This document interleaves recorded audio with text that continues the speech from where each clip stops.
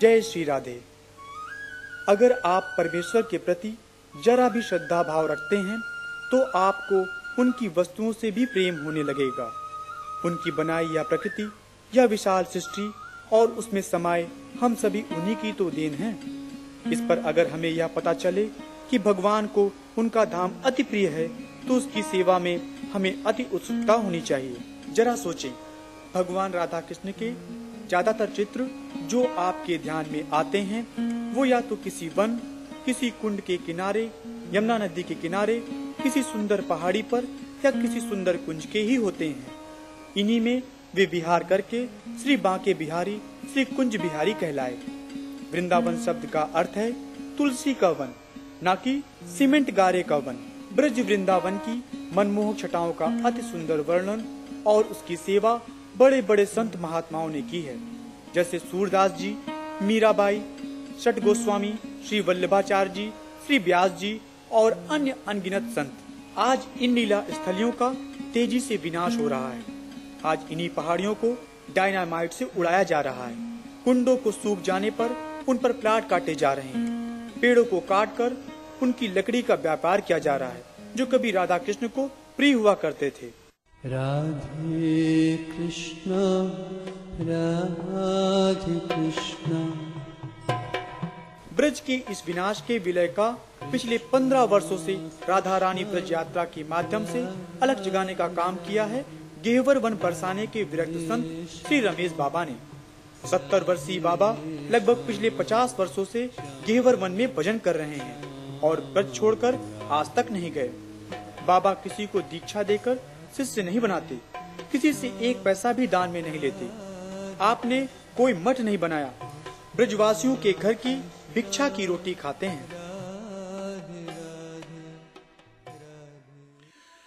धाम सेवा वास्तव में लोग समझ नहीं पाए।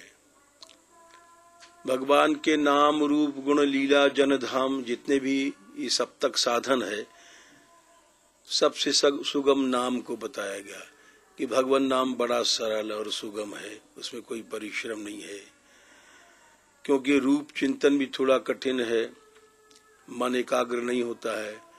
गुण जन ये जितने भी हैं इनसे नाम सरल है, किंतु हमारी ब्रज उपासना में धाम को सबसे सरल बताया गया। ये दूसरी बात है कि इस वास्तविकता को लोग समझ पाए या नहीं समझ पाए, क्योंकि धाम का आश्रय जितने भी महात्माओं ने लिखा है, जैसे गोस्वामी जी ने लिखा है कि भगवान ने स्वयं कहा है, भगवान राम ने, कि देखो ये जो धाम है हमारा, इसमें जो ये नदियां सरोवर हैं, जन्म भूमि मम पुरी सुहावन, उत्तर दिश सरजू बह पावन, ये जो हमारा धाम है वैकुंठ से श्रेष्ठ है।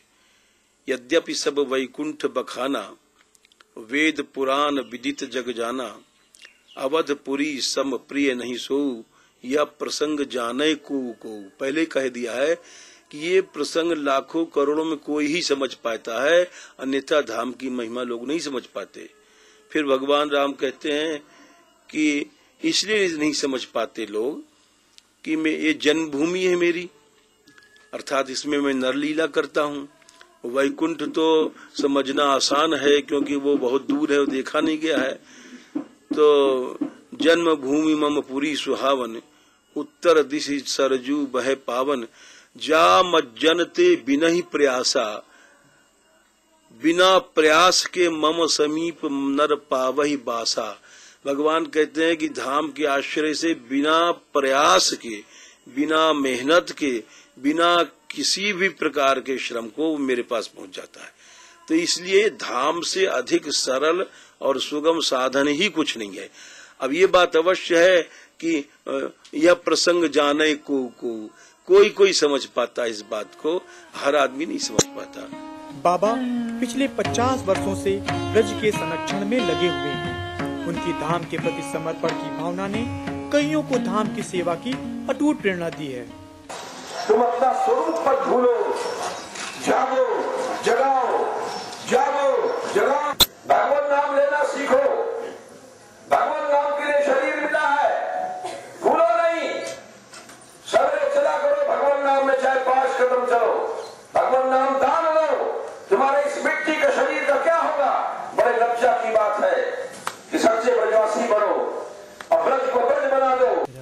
श्री बाबा महाराज हर साल एक अनूठी जन चेतना यात्रा का आयोजन करते हैं, जिसमें 3 से 5 हजार यात्री ब्रज के छोटे छोटे गांव और शहरों से निकलते हैं। यह यात्रा ब्रजवासियों को हरि नाम और ब्रज के संरक्षण के लिए प्रोत्साहित करती है। यहाँ व्योमासुर की गुफा है और कृष्ण बलराम के हाथ टेकने के स्थल है। हजारों यात्री यहाँ आए हुए हैं, लेकिन सबसे बड़ी दुख की बात है, ऐसे स्थल का ये विनाश हो रहा है। सैकड़ों ट्रैक्टर लग रहे हैं, सैकड़ों मशीनें लग रही हैं, इस पहाड़ का बुरादा उड़ाया जा रहा है और जाने कितने दिनों से प्रयत्न किया जा रहा है। इसका न कोई सरकार में सुनने वाला है, न कोई इस धार्मिक जनता या भक्ति युक्त जनता का सुनने वाला भारतवर्ष में कोई नहीं है। ये कितनी खोखली बातें हैं। धर्मनिरपेक्षता का तात्पर्य नहीं होता है कि हम धर्म का समाज से उन्मूलन कर दें। हमारे यहाँ ब्रजभूमि में ये प्रमुख स्थल है, ये प्रमुख चिन्ह है, जिसमें लाखों व्यक्ति दर्शन करने आते हैं, परंतु उसकी सुनवाई करने वाला एक भी व्यक्ति नहीं है। इस यात्रा में देश के सभी प्रांतों से आए लोगों के साथ विदेशी भी शामिल होते हैं। इस यात्रा में 24 घंटे भगवत नाम संकीर्तन चलता रहता है। शास्त्रीय संगीत पर आधारित यह कीर्तन बड़ा ही रसमय होता है।